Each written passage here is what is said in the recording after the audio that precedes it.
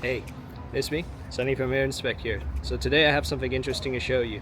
This is going to be a short video to introduce the viDoc. I'm going to talk about what is the viDoc, how viDoc fits into our existing tool sets such as UAV, SLAM, and other GNSS rovers. And lastly, we're going to look at some of the use cases. Let's get right into it. So, what is viDoc? In short, viDoc is a professional smartphone-based GNSS rover. It attaches to smartphone, such as the iPhone 15 Pro I have right here. It is made with a full aluminum casing, with the exception of the antenna, and it has a laser measurement at the front and at the bottom. To use the viDoc, you simply attach a smartphone to the corresponding casing to its model, and you mount it onto the viDoc like this. viDoc is suitable for surveying, worksites, as well as inspections. So, how does viDoc fit into our existing tool sets? It is very good at expedient field captures, especially with smaller areas and smaller subjects. I'm able to quickly turn on the device itself and navigate to the corresponding app, and I could start scanning right away. In my experience, the typical capture takes on average about 5 minutes. And in my experience processing the data capture from viDoc, the processing time takes roughly 5 minutes as well, and a production within an hour. In my experience processing aerial data as well as handheld capture data in the same project, it's very important for your handheld data to have RTK precisions.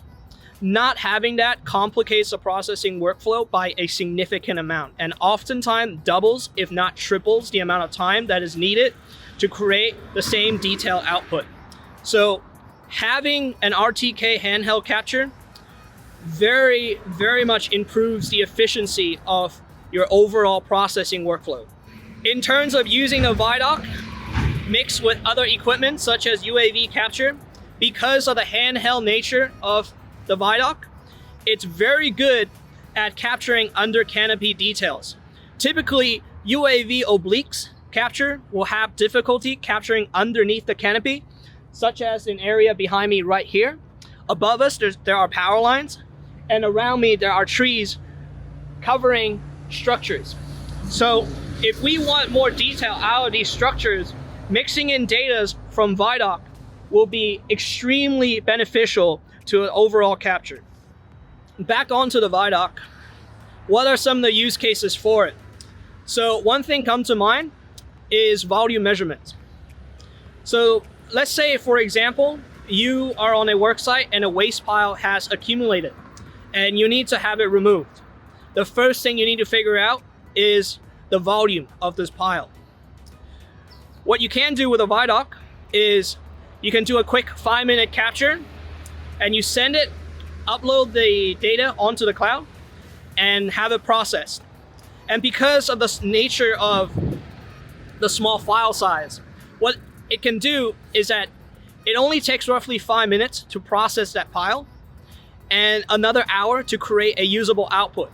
So realistically, within 3 hours, you will have the measurement. And better yet, this output can also be uploaded onto web clients for visualization and data federations.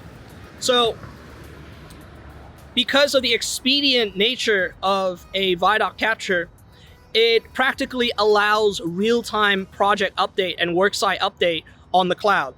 And this allows you to communicate across the entire team because you already have everything visualized.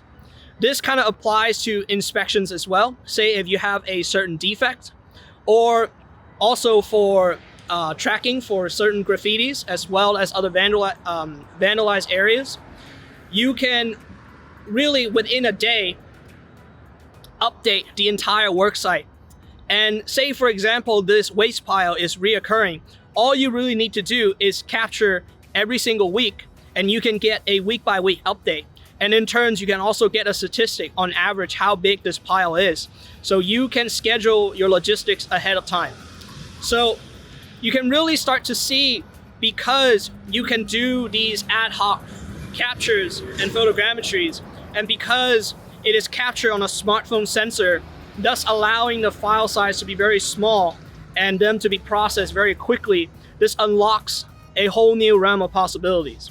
So this is why viDoc has bring such excitement. And in terms of detail, it really, there isn't really a lot of, initially, personally, I would have some questions about capturing photogrammetry data on a smartphone sensor.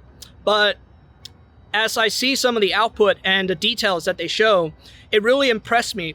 And upon some recollection, I realized that because you're capturing with a handheld device, your sampling distance, it's so small that the details really doesn't get lost in the capture process because you're so close with the smartphone. And not to mention the iPhone 15 has a fairly good camera sensor. So in terms of detail, as a handheld capture device, it really doesn't lose out in terms of capturing details. That's going to be it for a brief introduction of viDoc. So in this video, we talked about briefly what is viDoc, who is it for, how does it interact with our existing equipment set as well as by itself, and lastly, some of the use cases we have with the viDoc. In the next video, I'm going to show you guys an end-to-end in-depth workflow with the viDoc. This includes the settings, capturing, processing, and visualization. So stay tuned for that. And don't forget to check out airinspect.com.au for more solutions. This is Sunny from AirInspect, and I'll see you on site.